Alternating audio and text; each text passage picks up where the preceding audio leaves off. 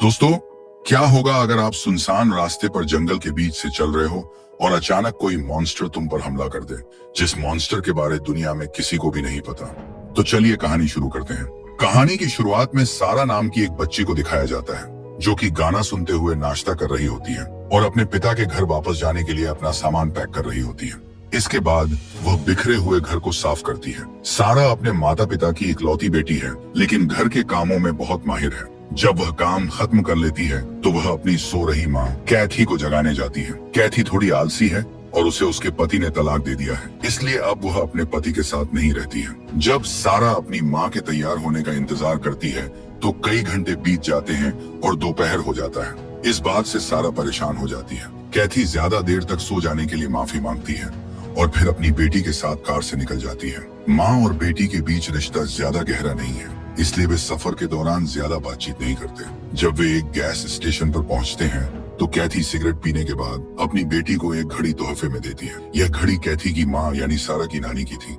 यह एक यादगार निशानी है जो अब सारा के पास रहेगी। कैथी कहती है कि वह यह घड़ी उसे इसलिए दे रही है क्योंकि उसे लगता है कि शायद वह वापस नहीं आएगी, क्योंकि वह एक जिम्मेदार माँ नहीं है। इसके बाद वे अपना सफर जारी रखते हैं और फिर हमें कई साल पहले का फ्लैशबैक दिखाया जाता है। यह उस दिन की बात है जब कैथी सारा को एक फैमिली फंक्शन में ले जाने के लिए पहले अपने एक्स हस्बैंड के घर गई थी। दरअसल सारा नहीं चाहती थी कि उसकी माँ फैमिली फंक्शन पर जाए, क्योंकि वह उसे अच्छा इंसान नहीं मानती थी, और इसी बात पर दोनों में लड़ाई हो जाती है, जिससे कैथी नाराज होकर वहां से चली जाती है। अब वापस प्रेजेंट में आते हैं। कार में बैठी सारा अपनी माँ से कहती है कि भले ही बहुत रात हो चुकी है, लेकिन फिर भी वह अपने पिता के यहाँ जाना चाहती है, क्योंकि उसके पिता और सौतेली माँ उसके साथ डिनर करने के लिए उसका इंतजार कर रहे हैं। कोई और रास्ता न होने के कारण कैथी गाड़ी चलाना जारी रखती है। बारिश होने के बावजूद वह नहीं रुकती, क्योंकि वह अपनी बेटी को खुश देखना चाहती है। दोनों टेंशन भरे माहौल को हल्का करने के लिए एक दूसरे से बात करने की कोशिश करते हैं। तभी अचानक कार किसी चीज से टकरा जाती है और कार सड़क पर से अपना नियंत्रण खो देता है। इस वजह से कैथी का सिर टकरा जाता है और उसकी कलाई में चोट लग जाती है और गाड़ी एक जंगल से घिरी सड़क पर रुक जाती है।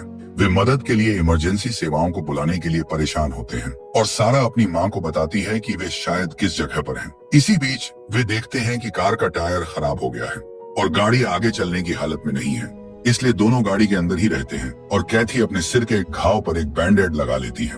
बारिश खत्म होने के बाद उन्हें वह जानवर दिखाई देता है जिससे उनकी गाड़ी टकराई थी।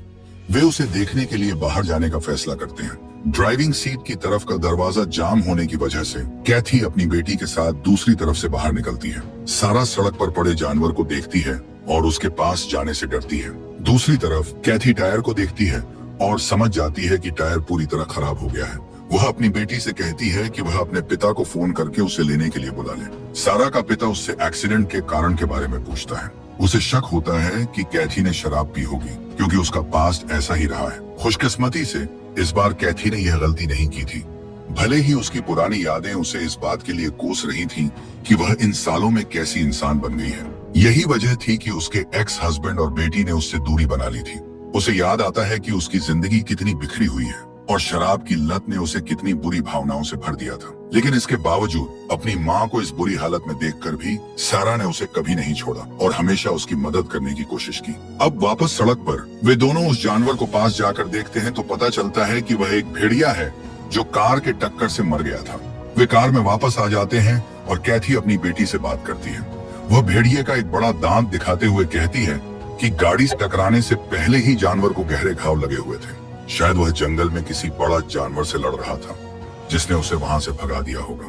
जब दोनों गाड़ी में बैठे होते हैं तभी जंगल से एक गुर्राने की आवाज सुनाई देती है और कुछ ही देर बाद फिर से बारिश होने लगता है। तभी उन्हें एक टो ट्रक आता हुआ दिखाई देता है। टो ट्रक ड्राइवर के बाहर निकलने से पहले ही सारा देखती है कि सड़क पर मरा हुआ जानवर गायब हो गया है। ये देखकर दोनों थोड़े डर जाते हैं। टो ट्रक का ड्राइवर, जिसका नाम जेसी है, कहता है कि एम्बुलेंस को आने में थोड़ा वक्त लगेगा और तब तक वह उनकी गाड़ी को खींच कर ले जाएगा। जब वह उनकी मदद कर रहा होता है तो वह बताता है कि अब इस सड़क का इस्तेमाल कोई नहीं करता, और कैथी ट्रक ड्राइवर को बताती है कि उन्होंने एक भेड़िए को टक्कर मारी थी, लेकिन वह अब गायब हो गया। ऐसा लगता है जैसे वह उठकर जंगल में चला गया हो। जेसी उनका सामान उठाकर अपने ट्रक में रख देता है, जबकि माँ बेटी फैसला करती हैं कि बेटो होते समय अपनी ही कार में बैठी रहेंगी। जब जेसी गाड़ी को खींचने की तैयारी कर रहा होता है तभी गाड़ी के अंदर सारा को एक नुकीला दांत मिलता है। यह दांत शायद उस शिकारी का था जिसने भेड़िए पर हमला किया था।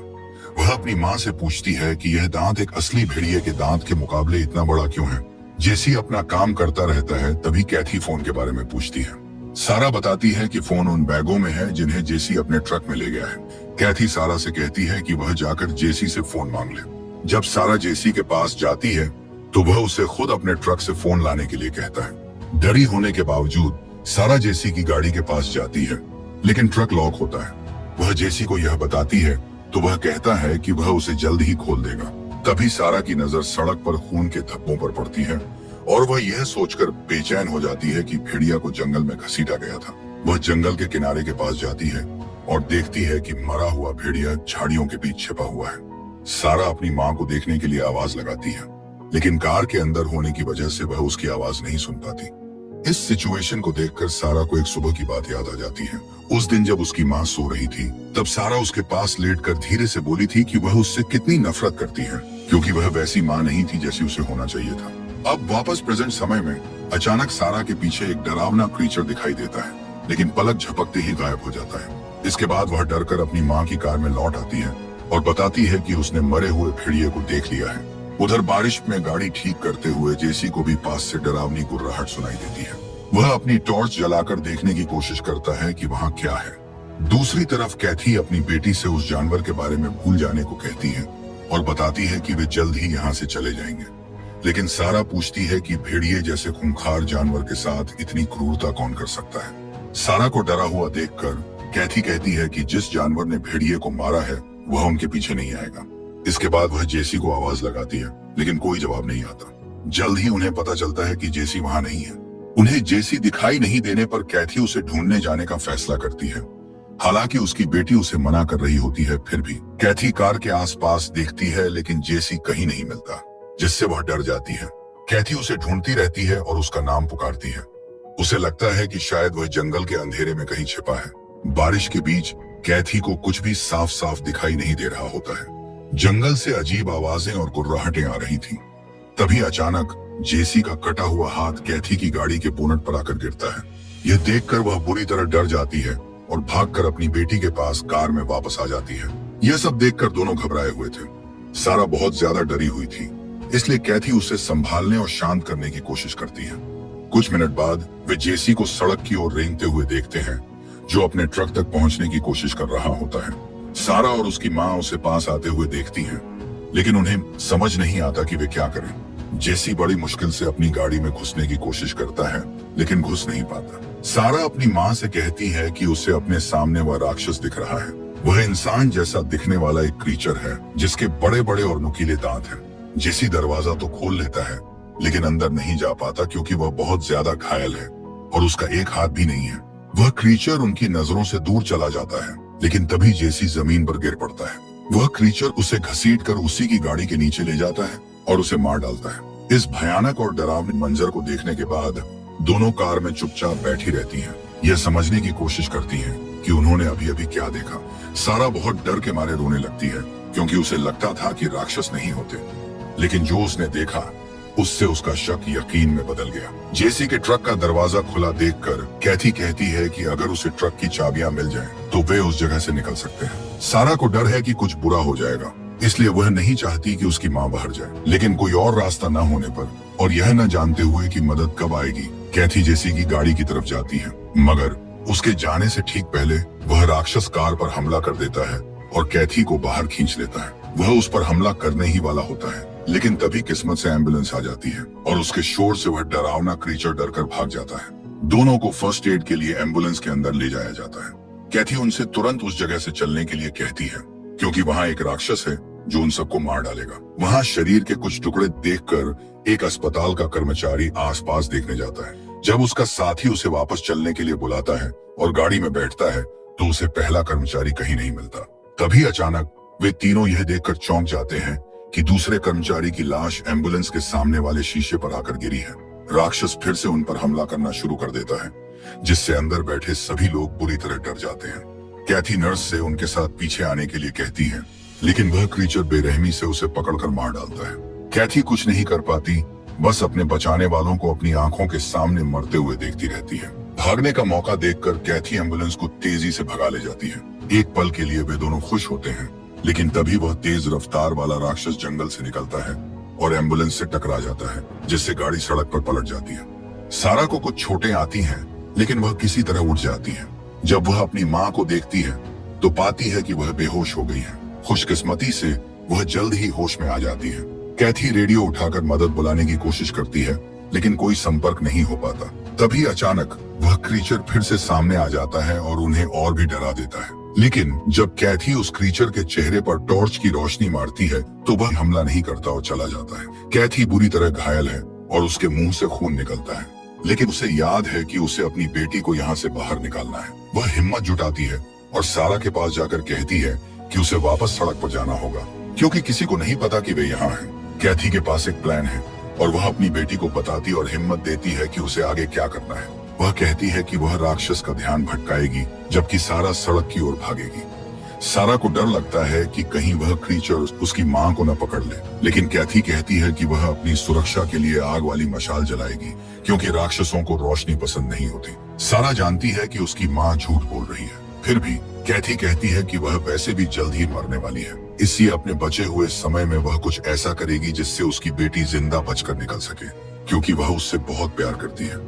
अलविदा कहने के बाद कैथी जलती हुई मशाल लेकर जंगल में और अंदर चली जाती है। जब वह गाड़ी से दूर पहुंच जाती है तो वह उस क्रीचर को अपनी ओर बुलाने के लिए चिल्लाती है। ज्यादा देर नहीं लगती और पास से ही गुर्राने की आवाजें आने लगती हैं। यह जानकर कि अब उसके पास अपनी बेटी को बचाने का एक मौका है, वह मशाल की आग बुझा देती है और सारा को भागने के लिए जोर से चिल्लाती है।